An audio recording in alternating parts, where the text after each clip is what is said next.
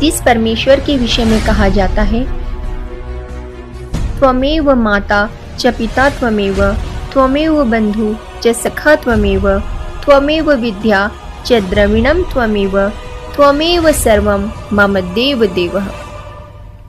सबका मालिक, खुदा, अल्लाह, रब, गॉड, राम, परमेश्वर, ये सब एक ही हैं और जिसका वास्तविक नाम कबीर है। आइए पूर्ण परमात्मा कबीर साहिब के विषय में जानने का प्रयास करें। यजुर्वेद अध्याय 40 मंत्र 8 में लिखा है, कबीर मनीषी स्वयंभू परिभू व्यवधाता, अर्थात कबीर परमात्मा सर्वज्ञ है और अपने आप प्रकट होते हैं। वह सर्व ब्रह्मांडों के रचनहार हैं।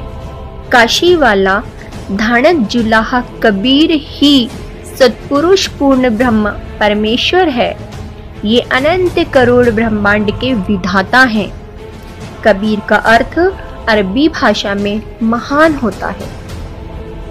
सतगुरु पूर्ण परमात्मा कबीर साहिब का परम प्राकट्य विक्रम संवत 1455 ज्येष्ठ सुदी पूर्णिमा सोमवार के दिन हुआ था। आकाश मंडल से सत्य पुरुष का तेज काशी, बनारस, उत्तर प्रदेश के लहरतारा तालाब में ब्रह्म मुहूर्त के समय कमल के पुष्प पर अवतरित हुआ था।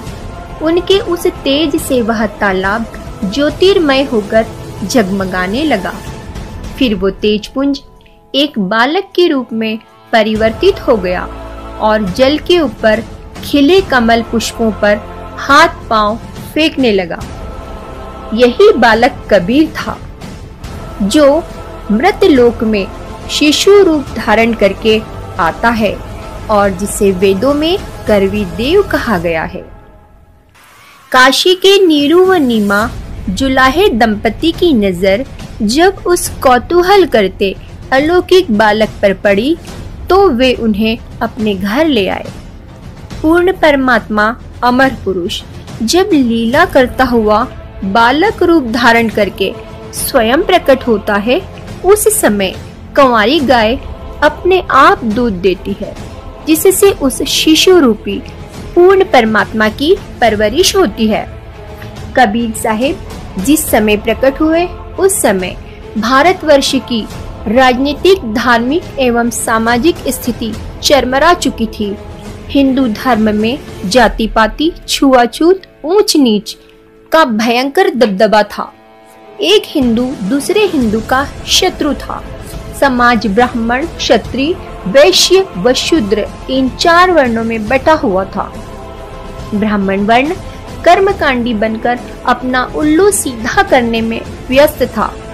कबीर साहिब के समय में मुस्लिम शासकों के कुशासन और पुरोहितवाद के अमानवीय अत्याचारों से जनता त्रस्त और परेशान थी। मंदिर मस्जिद, रोजा नमाज, पूरब पश्चिम, व्रत त्योहार, ईश्वर अल्लाह को भी लोगों ने बांट रखा था। पंडित मुल्लाओं की इस विभेदकारी साजिश का कबीर साहिब ने खुला विरोध किया। कबीर साहिब ने सांप्रदायिकता, रूढ़िवादी धार्मिक आस्थाओं, जाति व्यवस्था पर हमला कर सबको एक ही परमात्मा की संतान के तौर पर समझे जाने के लिए उस युग के आकाओं को विवश कर दिया था। उनका कहना था, न कोई गर्भ से वेद पढ़ के आता है और न सुन्नत करा के आता है।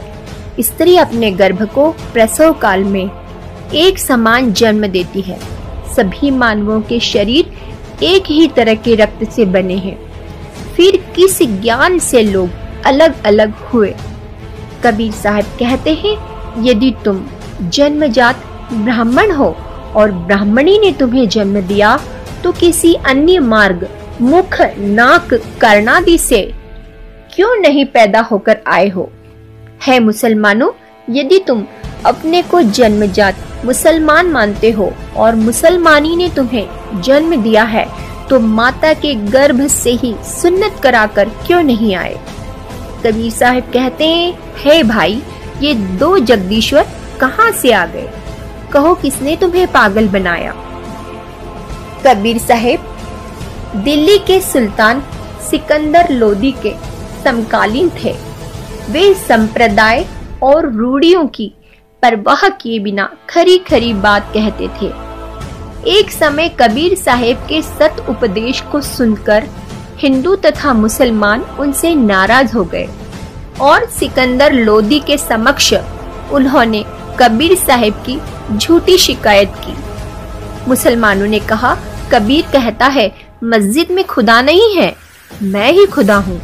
मांस खाने वाले पापी प्राणी हैं। सिकंदर लोदी ने कहा कि लाओ उस कबीर को पकड़कर। इतना कहना था कि 10 सिपाही गए और कबीर साहब को बांध कर लाए। कबीर साहब चुपचाप खड़े थे। सिकंदर लोधी ने पूछा, कौन है तू? बोलता क्यों नहीं? अपने आप को खुदा कहता है? तब कबीर साहब ने कहा, मैं ही अलग अल्लाह हूँ। इस सच्चाई से सिकंदर लोदी क्रोधित हुआ और उसने एक गाय के तलवार से 2 टुकड़े कर दिए। गाय को गर्भ था और बच्चे के भी 2 टुकड़े हो गए। तब सिकंदर लोधी ने कबीर साहब से कहा, यदि तू खुदा है तो इस गाय को जीवित कर दे, अन्यथा तेरा सिर भी कलम कर दिया जाएगा। कबीर साहब ने एक बार हाथ गाय के दोनों टुकड़ों को लगाया तथा दूसरी बार उसके बच्चों के टुकड़ों को लगाया। उसी समय गाय और उसका बच्चा जीवित हो गए। कबीर साहब ने गाय से दूध निकालकर बाल्टी भर दी। राजा सिकंदर लोधी कबीर साहब के चरणों में गिरकर क्षमा याचना मांगने लगा। उसने कहा, आप कबीर अल्लाह हैं, बख्शो इब की बार, दास गरीब शाह को अल्लाह रूप दीदार। सिकंदर लोधी का धर्मगुरु शेख तकी कबीर साहब से द्वेष रखता था। इस द्वेषाग्नि में जलते हुए शेख तकी की जिद पर बादशाह सिकंदर लोधी ने 52 बार कबीर साहब की परीक्षा ली। इसे ही 52 कसनी कहा जाता है। कमाल और कमली को कबीर साहब ने पुनः जीवित कर दिया था। ध्यान रहे साथियों, मृत व्यक्ति को केवल समर्थपूर्ण परमात्मा ही पुनः जीवित कर सकता है और किसी सिद्ध या कला पुरुष या देवी देवताओं में ये सामर्थ्य नहीं है। यदि ऐसा होता तो महाभारत के युद्ध में अभिमन्यु मृत्यु को प्राप्त हो गया तो कृष्ण सहित सभी पांडव विलाप करने लगे। उस समय कृष्ण भी अभिमन्यु को इसलिए जीवित नहीं कर पाए क्योंकि उसकी आयु शेष नहीं थी। कबीर परमात्मा ने 5 वर्ष की आयु में गुरु मर्यादा को बनाए रखने के लिए लीला की और रामानंद जी को अपना गुरु बनाया। कबीर साहब वेदों के ज्ञान से पूर्व भी सतलोक में विद्यमान थे तथा अपना वास्तविक ज्ञान देने के लिए चारों युगों में प्रकट हुए। सतयुग में सत सुकृत के नाम से प्रकट हुए, त्रेता युग में मुनिंद्र नाम से, द्वापर में करुणामय नाम से तथा कलयुग में कबीर प्रभु के नाम से प्रकट हुए। इसके अतिरिक्त अन्य रूप धारण करके कभी भी प्रकट होकर अपनी लीला करके अंतर ध्यान हो जाते हैं। जिन जिन पुण्यात्माओं ने परमात्मा को प्राप्त किया, उन्होंने बताया कि कुल का मालिक एक है। वह मानव सदृश्य तेजोमय शरीर युक्त है, जिसके एक रोमकूप का प्रकाश करोड़ों सूर्य तथा करोड़ चंद्रमाओं की रोशनी से भी अधिक है। उस परमेश्वर का वास्तविक नाम सतकबीर, कबीरा कबीरन, खबीरा खबीरन है। जिन संतों और ऋषियों को परमात्मा की प्राप्ति नहीं हुई, उन्होंने अपना अनुभव बताया कि परमात्मा का केवल प्रकाश देखा जा सकता है, उसका कोई आकार नहीं है। और जिन संतों ने पूर्ण परमात्मा को देखा है, उनके कुछ नाम इस प्रकार हैं। आदरणीय धर्मदास साहेब जी, बांधवगढ़, मध्य प्रदेश। आदरणीय दादू साहेब जी, आदरणीय मल्लुकदास साहेब जी, आदरणीय गरीबदास साहेब जी, गांव छुड़ानी, जिला झज्जर, हरियाणा वाले। आदरणीय नानक साहेब जी, आदरणीय घीसा दास साहेब जी। गरीब दास साहेब जी पूर्ण परमात्मा के विषय में कहते हैं, अजब नगर में ले गया हमको सतगुरु आन, झलके बिंब अगाध गति सूते चादर तान। अनंत कोटि ब्रह्मांड का एक रति नहीं भार, सतगुरु पुरुष कबीर हैं कुल के सृजनहार।